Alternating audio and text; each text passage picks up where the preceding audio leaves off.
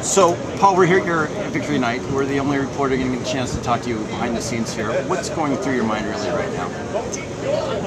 Well, you know, Randy, the reason I did this is the department really needed a new direction.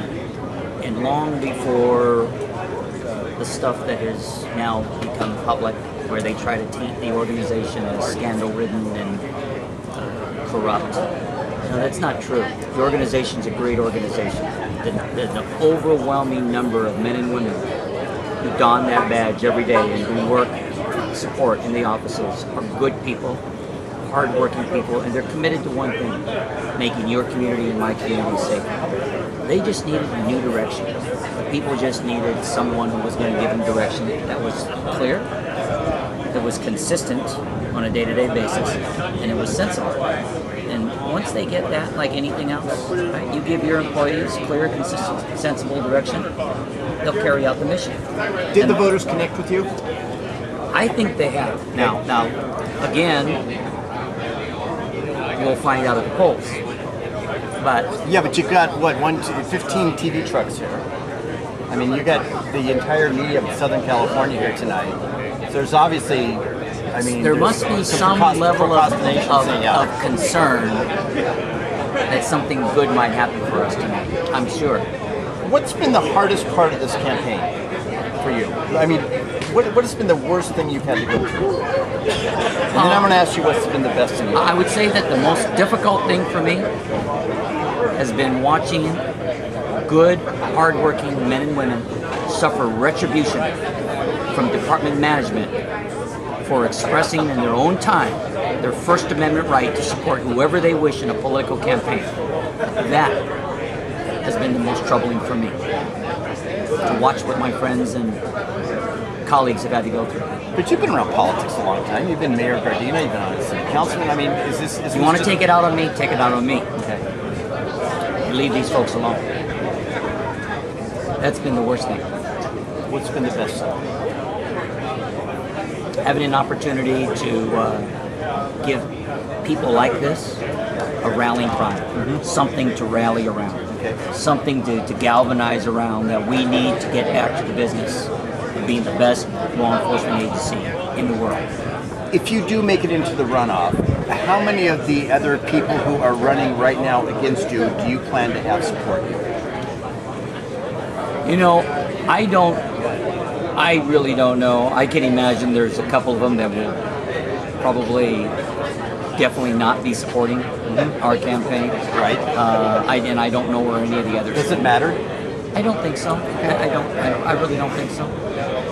I mean, I'm certainly not soliciting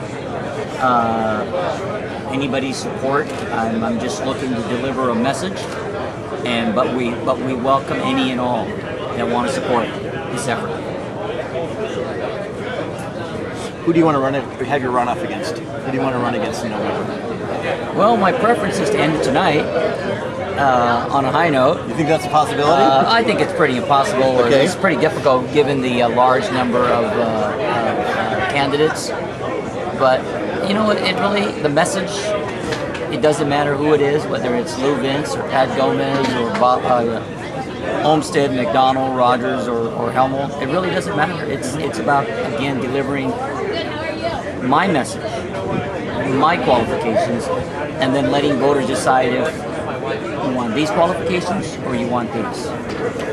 What's the status of any federal investigation that you may or may not be privy to information that you might be a target of? You know, I'm definitely, thank you, thanks a lot. I've been told I'm not a target. Okay. Who told you that? I have a letter from the federal government. Okay.